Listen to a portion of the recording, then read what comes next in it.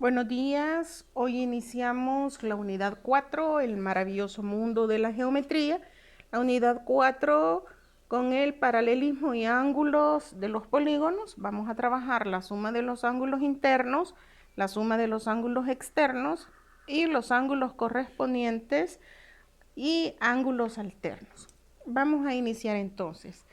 Cuando nosotros estamos trabajando los polígonos que son regulares, significa que sus lados son iguales, sus ángulos son iguales.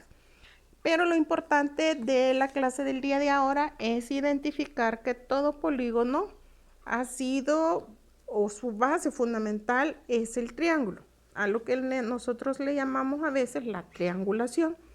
Si nosotros vemos el caso de este pentágono, está formado desde su centro por 5 triángulos iguales. Ahora, también es necesario identificar y recordar que para la construcción del pentágono, primero se hace la circunferencia, se divide 360 grados que tiene la circunferencia entre 5, porque son 5 lados los del pentágono, eso nos da 72, trazamos desde el centro la recta y luego trazamos 72 grados, otra recta, 72 grados y así sucesivamente. Ahora vamos a encontrar los ángulos internos del pentágono. Los ángulos internos quiere decir los ángulos que se forman en cada uno de los vértices. Y para eso lo que vamos a hacer es, vamos a hacer dos formas. La primera es identificar que si el ángulo en el centro es 72 grados, quiere decir que en los lados es 54. ¿Cómo encontramos eso? Todo triángulo, la suma de todos los ángulos internos de un triángulo es 180. Por lo tanto, 180 menos 72 dividido entre 2, vamos a tener el ángulo de aquí, que es 54. Y tenemos 1, 2, 3, 4, 5, 6, 7, 8, 9, 10 veces 54. Lo que quiere decir que hacemos 54 por 10 y eso nos va a dar 540. Esa es una forma. La otra forma, que es la que se utiliza más, es tomar el pentágono en su vértice e ir a cada vértice a formar triángulos. Si nosotros nos vamos aquí, nos damos cuenta que este es sobre el lado del pentágono, no estamos formando ningún triángulo. Pero si hacemos esto, formamos el primer triángulo. Vamos hacia el otro y nos damos cuenta que aquí, igual que en el primer caso, ya no se forma triángulo, sino que tenemos 1, 2, 3 triángulos. ¿Cuál es la característica de estos triángulos? Que no necesariamente son iguales. En la primera explicación, sí eran todos los triángulos regulares. En este caso son triángulos que se forman desde uno de sus vértices a sus vértices opuestos. Entonces, ¿qué vamos a obtener? Vamos a obtener 3 triángulos. Y vamos a aplicar la fórmula general, es decir, vamos a escribir 180 grados por el número de triángulos que se forman. Se forman 3 triángulos, va a ser 180 por 3 y eso nos va a dar 540, que es el mismo valor que nos había dado en el caso anterior. ¿Cómo va a ser en el caso para los otros polígonos regulares? En el cuadrado vamos a tener de vértice a vértice opuesto solamente se forman 2 y esto va a ser igual a 2 por 180. En el pentágono, ¿qué es lo que decíamos? Tenemos hacia los otros vértices opuestos, tenemos 3 triángulos, por lo tanto vamos a hacer 3 por 180. En el caso del hexágono, nos vamos a cada uno de sus vértices, formamos 4 triángulos, vamos a hacer 4 por 180. Este es el caso para ángulos internos, los que están adentro. ¿Qué va a pasar, por ejemplo, en el caso de los ángulos externos?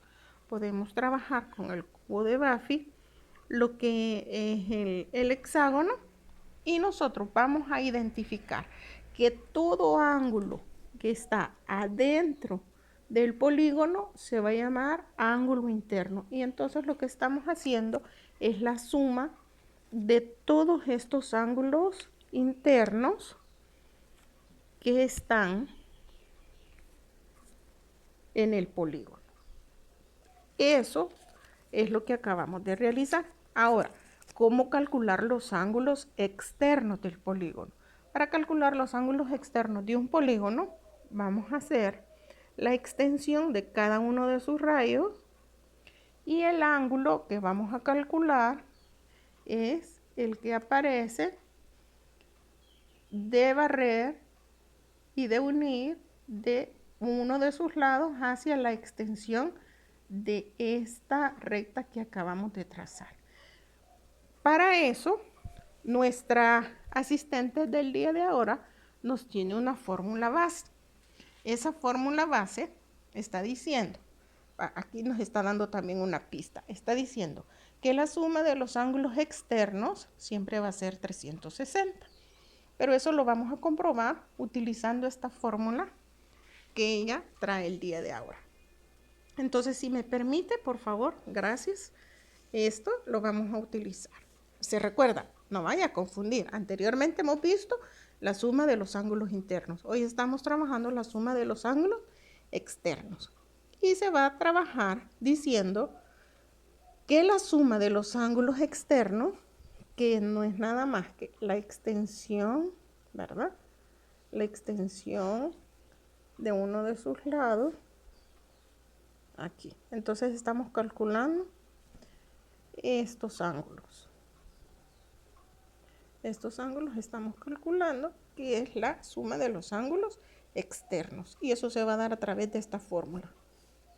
Y vamos a decir, n va a ser el número de lados del polígono. Por tanto, para el cuadrado va a ser 4 por 180 menos 180 por 4 menos 2.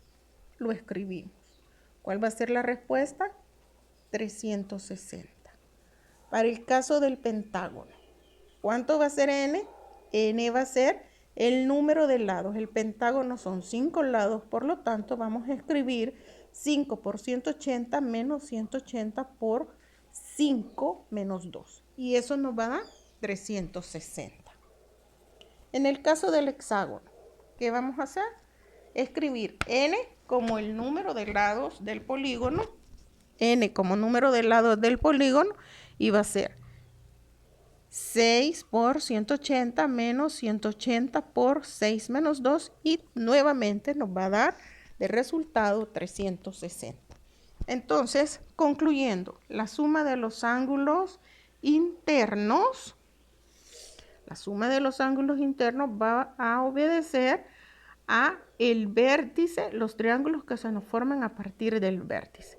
La suma de los ángulos externos va a ser con relación a esta fórmula y su respuesta siempre va a ser 360.